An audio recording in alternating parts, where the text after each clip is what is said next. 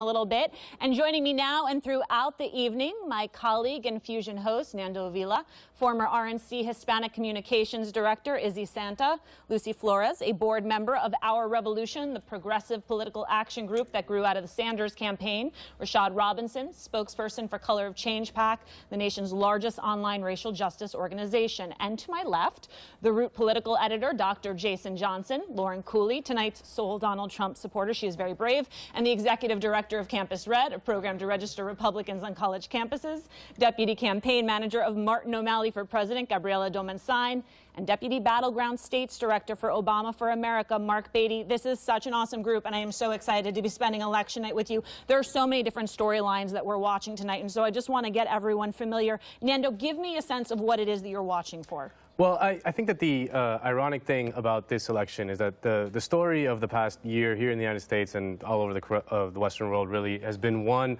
of a widespread revolt against the establishment. I mean, you just get the feeling that the power structures are crumbling everywhere. Yet we're about to most likely elect Hillary Clinton, who is the ultimate establishment figure and champion of the existing power structures. So I'm thinking about how that's going to play out in the coming months and years, and my initial hot take is that it's not going to be pretty. I just want to live through tonight, Nando. I think we'll make it. If we could just get through that. I think we'll be all right. Izzy? I think one of the most important things that we've seen so far is that Republicans have won 3 Senate seats in Obama states, which shows that senators in the Republican side have a huge momentum going into keeping the Senate. And also, Dems led in Miami the early vote, and a Republican is likely going to win the congressman seat. So it shows that the meme that Hispanic voters don't vote Republican, especially in this case in Miami, isn't true. Depending on how late we go tonight, I feel like we're going to have plenty of opportunities to debate that. Lucy? I think I'm looking at mainly the effect on these down ballot races, because at the end of the day, no matter who wins this election, I do believe it's going to be Hillary Clinton, but no matter who wins, whoever controls the Senate and the House is going to ultimately determine what policy actually gets done. And so how this plays out in those down ballot races, those critical Senate races, and even the House, even though it's being projected that Republicans might keep control, that's still yet to be seen. But it really is going to be crucial who ends up retaining control of both of these houses, but particularly the Senate, and that's going to determine, frankly, what policy is actually going to get done by anyone who wins the presidential election. And RASHAD, you were looking at down ballot races. I'm looking at down ballot races. For instance, district attorney races, which I've been paying close attention to. This moment of movement for Black lives, the moment around criminal justice and police reform, how does the presence of that issue actually translate into the power at the ballot box? And in states like Ohio and Florida, where there are hotly contested district attorney races, what does that do for the African-American vote? What does that do to bring back the Obama coalition to power? Dr. Jason Johnson?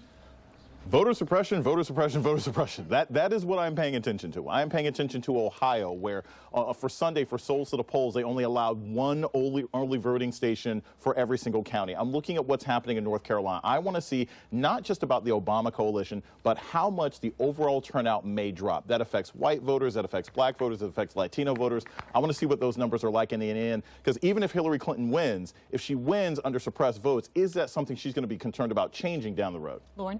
You know, maybe it's just me, but I'm looking forward to taking a nap. It might have been campaigning a little too hard. But other than that, I'm really looking forward to seeing, where does the Republican Party go? How does it rebrand itself? Is it going to become more populist? Is it going to go back to like a Marco Rubio, Ted Cruz type of moment? Will Paul Ryan be justified? I don't know. And so that's what we're going to see, I think, a start of tonight. Gabby?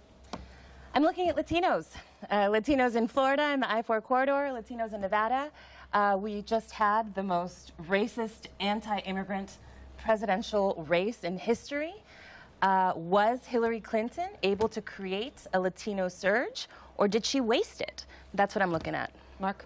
I'm looking at the map and I'm looking at the math. Coming into the evening, Clinton has more paths to 270 than Trump does.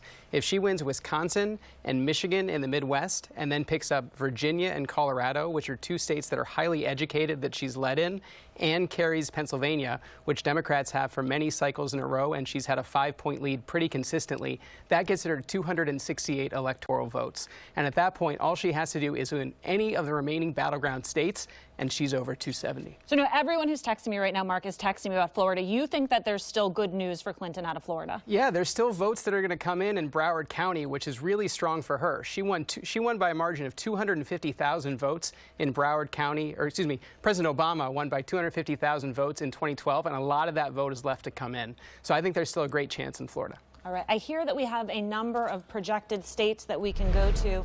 Let's take a look at those.